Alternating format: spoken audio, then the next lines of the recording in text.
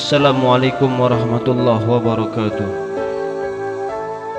Hamba Allah, ayuhal mu'min yang selalu dirahmati oleh Allah Subhanahu wa taala. Di kota kita, kota Lubuk Linggau, Sumatera Selatan, alhamdulillah Allah Subhanahu wa taala memberikan ikon anak muda yang taat di jalan Allah Subhanahu wa taala. Beliau adalah Ustadz muda Ubaidillah. Beliau memiliki latar belakang yang sangat menyedihkan. Pada masa lalunya beliau pernah ikut dalam aliran anak pang.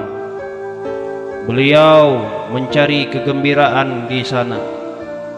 Dan tiba saatnya pada suatu ketika di mana hati beliau tertarik untuk mencari kesenangan atau kebahagiaan yang sesungguhnya. Tibalah hidayah ke dalam hati beliau. Hamba Allah yang selalu dirahmati oleh Allah Subhanahu wa taala. Pada saat ini beliau benar-benar kembali kepada Allah. Pada saat ini beliau telah gemar menjadi seorang pendai. Beliau kemana-mana beliau berdakwah semata-mata berharap ridha Allah, berharap ikhlas. Beliau lakukan secara ikhlas lahir dan batin. Tidaklah yang beliau harapkan kecuali surganya Allah. Tidaklah yang beliau harapkan kecuali perjumpaannya kepada Rasulullah. Tidaklah yang beliau harapkan kecuali kelak bisa berjumpa dengan Allah Subhanahu wa taala. Hamba Allah yang selalu dirahmati oleh Allah Subhanahu wa taala.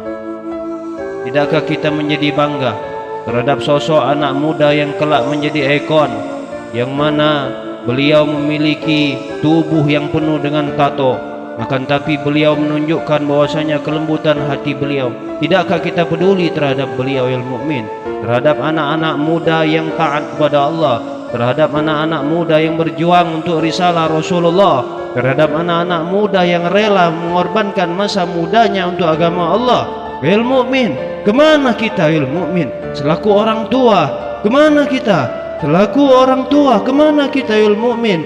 Selaku orang hartawan, kemana kita ya mukmin? Tidakkah kita peduli terhadap dakwah Rasulullah? Tidakkah kita peduli terhadap risalah-risalah Rasulullah yang disampaikan oleh mereka anak-anak muda? Mereka mendapatkan naungan Allah Subhanahu wa taala ya mukmin yang dirahmati oleh Allah Subhanahu wa taala.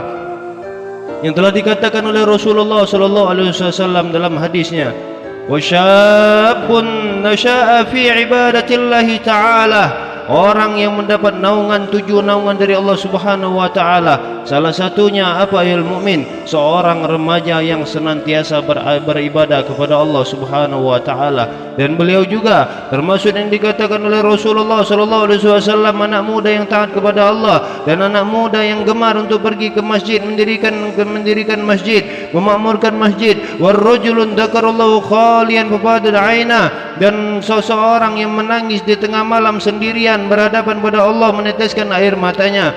Tidakkah kita lupa ya mukmin dalam hadis Rasulullah sallallahu alaihi wasallam ini? Mereka mendapat naungan dari Allah Subhanahu wa taala. Mereka mendapat lindungan oleh Allah Subhanahu wa taala. Warrajulun qalbuhu mu'allaqun bil masajid. Seseorang rajul dikatakan di sini adalah pemuda yang mereka itu hatinya penuh dengan masjid Allah Subhanahu wa taala. Ya mukmin yang dirahmati oleh Allah Subhanahu wa taala. Kemana kita selaku hartawan? Harta kita banyak, kemana ya mukmin? Tidakkah kita peduli terhadap anak-anak muda yang mereka tidak memikirkan dunianya, yang mereka tidak memikirkan akan masa mudanya, yang mereka tidak memikirkan masa-masa bahagianya layaknya kebanyakan anak-anak muda yang lain ya mukmin? Lihat beliau berdakwah tidak peduli saatnya kapanpun, dimanapun, dalam keadaan apapun. Tidak peduli kita ya mukmin. Hamba Allah, sebaik-baik harta yang kita miliki adalah harta yang kita bagikan kepada mereka sebagai da'i ilallah, sebagai pendakwa Allah, sebagai penyambung risalah Rasulullah, sebagai penyambung lidahnya para alim, para ulama. Allah yang dirahmati oleh Allah Subhanahu wa taala.